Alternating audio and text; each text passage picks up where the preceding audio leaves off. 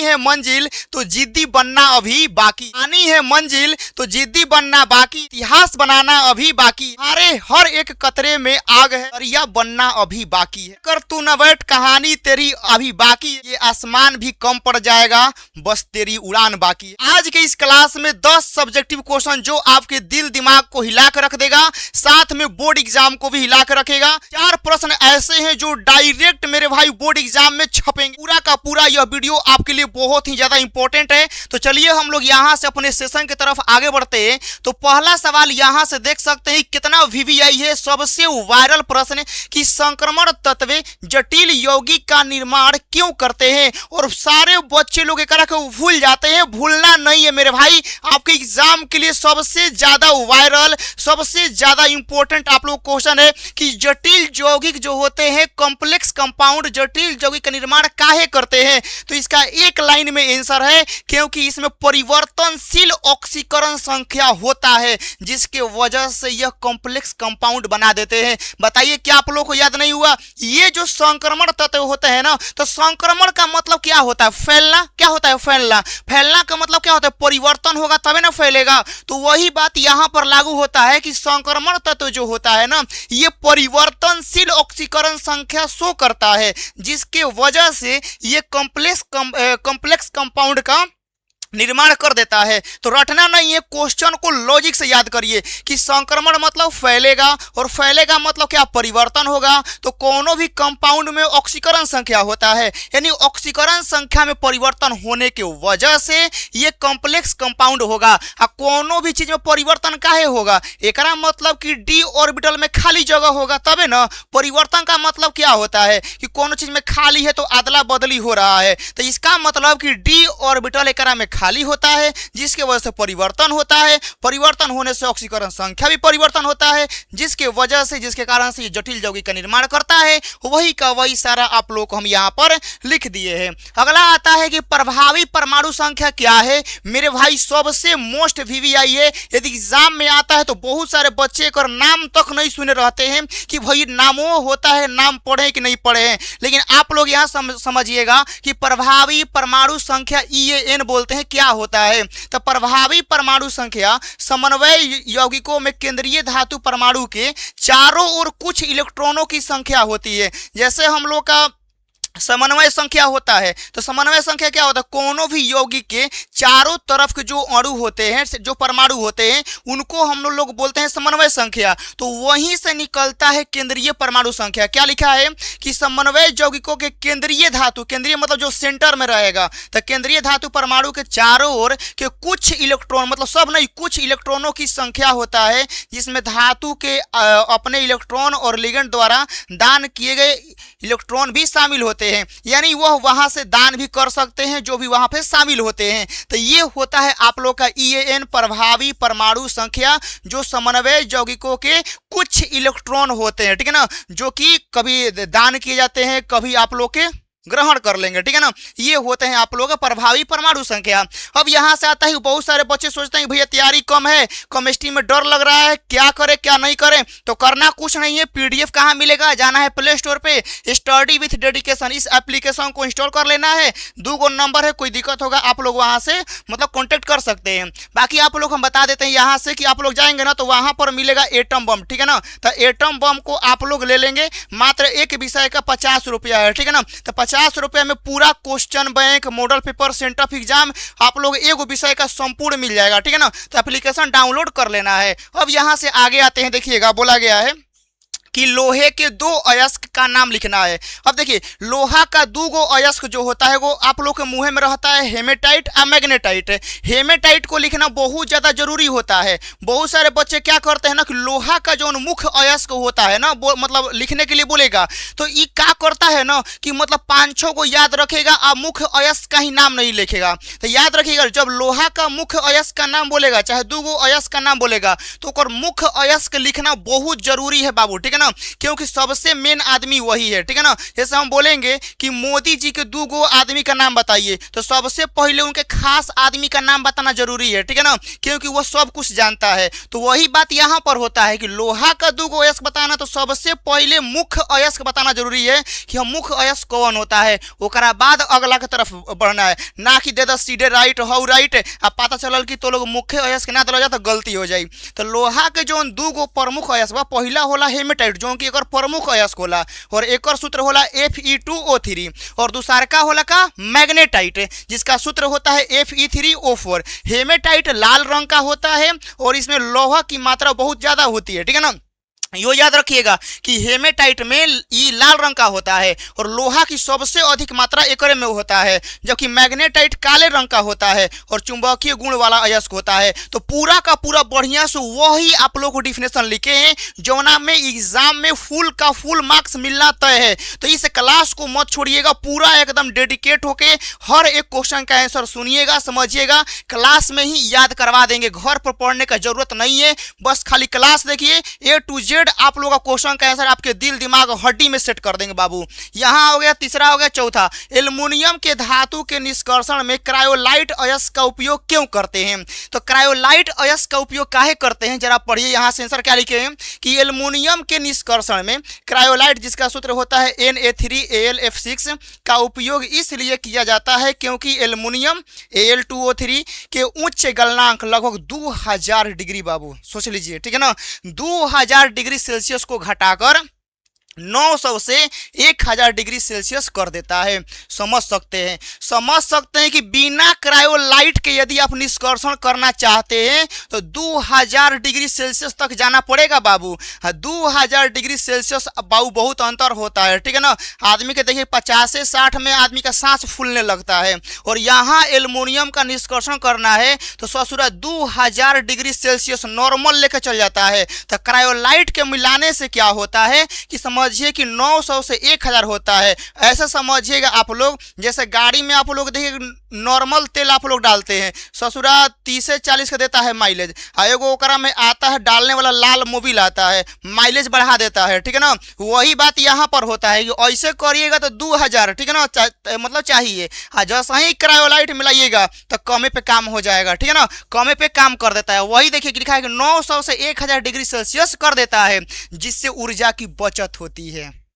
अब समझिए कि एल्युमिनियम का निष्कर्षण करने के लिए क्रायोलाइट नहीं मिलाइएगा तो 2000 डिग्री सेल्सियस तक जाने के लिए हाई ईंधन की जरूरत है, ठीक है ना, हाई ईंधन, हाई मात्रा, हाई हीट की जरूरत है, जो कि यह कम कर देता है तो ऊर्जा की बचत होती है और यह गलित मिश्रण की विद्युत चालकता को बढ़ा देता है, यानी अब चालकता को भी क्या होता है, बढ़ जाता है और यह एल्युमिनियम के लिए एक विलायक के रूप में कार्य करता है जिससे एल्युमिनियम का विद्युत अपघटन आसान और किफायती हो जाता है, मतलब बहुत मतलब सिंपल, साधारण, सस्ता में काम हो जाता है। तो क्रायोलाइट तो हमें लगता है कि आपको खून में याद हो गया होगा।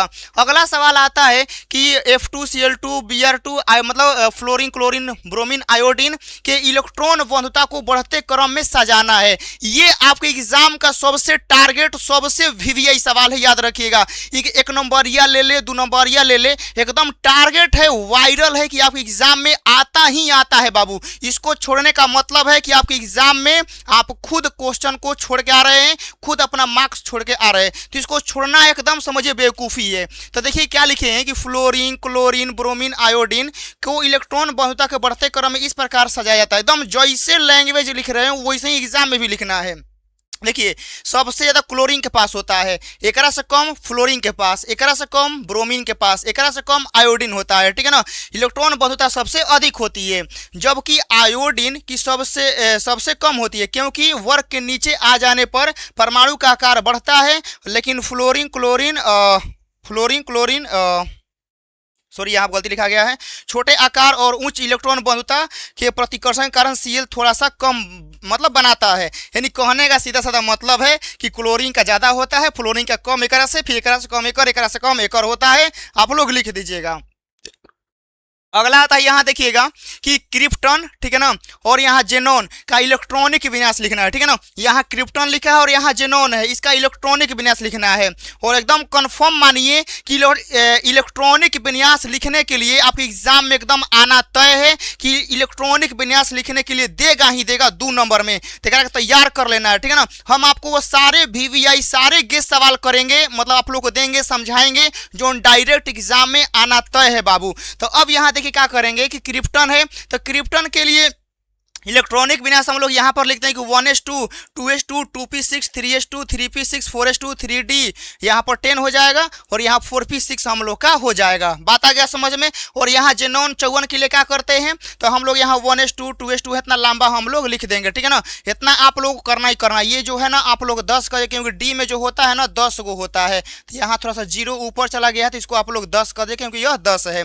अब यहाँ देखिए कुछ लिखा गया है जो अफबाउ के सिद्धांत के अनुसार इलेक्ट्रॉन के भरने के क्रम को दर्शाते हैं, जिससे पहले निम्न ऊर्जा स्तर और पहले फिर उच्च ऊर्जा स्तर के कक्षकों में भरे जाते हैं, और इन्हें अक्रिय गैस के प्रतीक आर्गन और क्रिप्टन के रूप में भी हम लोग लिखा जा सकता है, ठीक है ना। तो हम लोग ज़्यादातर ऑर्गन में ही लिखते हैं ताकि आप लोग कोई दिक्कत ना हो, ठीक है ना, क्योंकि ऑर्गन अक्रिय होता है तो हम लोग 18 पे 20 को लिख सकते हैं। अब अगला आता है यहाँ देखिएगा DNA फिंगर प्रिंटिंग की उपयोगिता का वर्णन करें। आप लोग आजकल मूवी देखते होंगे, सीरियल देखते होंगे, आप लोग वेब सीरीज कोई ना कोई देखते होंगे, तो DNA जो होता है देखिए कोई अपराधी होता है, कहीं पर किसी का मर्डर कर दिया, कहीं पर कोई सामान चोरी कर दिया, चाहे पर कहीं पर कुछ हो गया, क्राइम हो गया, ठीक है ना, तो वहां पर देखिएगा यदि उसका फिंगरप्रिंट चाहे हाथ का छाप चाहे जो भी मिलता है, उससे अपराधी की जांच हो पाती है कि ना इसके हाथ से मैच कर रहा है, यही था वहां पर, ठीक है ना। तो DNA फिंगर प्रिंटिंग जो होता है, ये समझिए कि कहीं अपराधी मामले में जांच करना, हॉस्पिटल मान लीजिए किसी का बच्चा खो गया, ठीक है ना, तो वहां भी क्या होता है ना कि माता पिता के DNA से मैच करवाया जाता है कि हाँ किनका बच्चा है, ठीक है ना, तो वहां से ही पता चल जाता है। तो DNA का काफी जो होता है ना, मतलब काफी हद तक मतलब बहुत ज्यादा उपयोगी है, जो कि यहाँ पर लिखे हुए हैं कि अपराधी मामले में जांच करना, पितृत्व और मातृत्व मतलब पारिवारिक संबंध में, मतलब जो बताए हैं हॉस्पिटल में बच्चा का खो जाना, क्योंकि वहां पर बहुत सारे रहते हैं तो कभी DNA का हो जाता होगा, तो वही बात है वहां पर।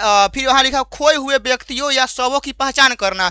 देखो कभी कभी क्या होता है, कोई कोई विस्फोट हो जाता है, किसी का चेहरे पहचान में नहीं आता है, तो वहां पर क्या होता है कि उसके DNA से पता करते हैं कि नहीं इस आदमी का ये नाम है। देखिए कोई कोई पर बहुत भयानक हमला हो जाता है कि आदमी का चेहरा तो पहचान में नहीं आता है, तो वहां उसके DNA से पता चलता है कि नहीं इस व्यक्ति का नाम ये है, चाहे जो भी है, ठीक है ना, पता करके उसके घर वाले को हम लोग मतलब सरकार करता है। फिर उसके बाद देखिएगा अनुवांशिक रोगों की पहचान। अनुवांशिक रोग का मतलब क्या है कि देखिएगा कि जो माता पिता में रोग होते हैं वही बेटा में भी आ जाता है, ठीक है ना, ये सब DNA का ही लक्षण होता है। उसके बाद उनका पता लगाना और जैविक नमूनों उत्पादताओं, ठीक है ना, मतलब इस सब में करते हैं। तो इतना आप लोग 2-4 को लिख दीजिएगा ना तो काम हो जाएगा, इतना सारा दे दिए हैं, मात्र आप लोग को 2 नंबर में 2 को लिखना है। अब यहाँ से अगला सवाल आता है कि निम्नलिखित में से एक एक का उदाहरण दे। हम आप लोग के लिए 4 को ला दिए हैं, ठीक है ना, देखबे करते हैं। मेरे पढ़ाने का मतलब होता है कि एग्जाम में 4 को कराते हैं आप लोगों को, ताकि कम से कम 2 को भुला जाएंगे तो कम से कम 2 को तो याद रहेगा, वो आप लोग एग्जाम में लिख देंगे तो बहुत ज्यादा है। संश्लेषित बहुलक का एग्जाम्पल लिखना है। पहला नायलॉन होता है, पॉलीथीन होता है, टेफ्लॉन होता है, PVC होता है, किस में संश्लेषित में होता है। फिर आते हैं संघनक में। संघनक में आप लोग का टेरिलिन हो जाएगा, डेक्रोन होगा, नायलॉन 6 हो जाएगा, बेकलाइट हो जाएगा, पॉलिस्टर हो जाएगा, तो ये संघनक हो गया। ये आप लोग का संश्लेषित और ये संघनक, एकदम रट्टा मार लेना है, इसको याद कर लेना है, याद हो जाएगा। अगला सवाल आता है कार्बाइल एमीन की अभिक्रिया क्या है। सबसे इंपॉर्टेंट है कार्बाइल एमीन वाला, याद रखें, सबसे इंपॉर्टेंट कार्बाइल एमीन क्या है। देखिएगा कि कार्बाइल एमीन अभिक्रिया एक रासायनिक परीक्षण है जिसमें प्राथमिक एमीन क्लोरोफॉर्म CaCl3 और एक परवल क्षार के साथ अभिक्रिया करके दुर्गंध युक्त आइसोसाइनाइड बनाता है, जो प्राथमिक एमीन की पहचान के लिए उपयोग होता है। इस अभिक्रिया को हाफमैन आइसोसाइनाइड संश्लेषण भी कहा जाता है और यह दर्शाता है कि दिया गया एमीन प्राथमिक है या नहीं।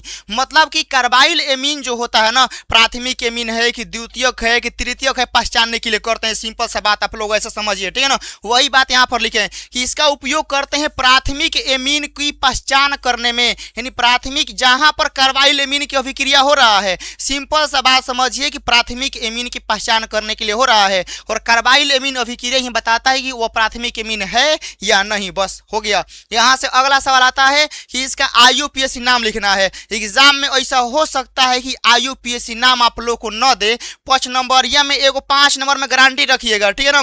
भले कोई आए चाहे कोई न आए, लेकिन IUPAC नाम आएगा तो आएगा एगो 5 नंबरिया के लिए। और मतलब और आजकल तो 2 नंबरिया में भी दे रहा है, 2 नंबरिया में भी देख रहे हैं 2 को दे रहा है।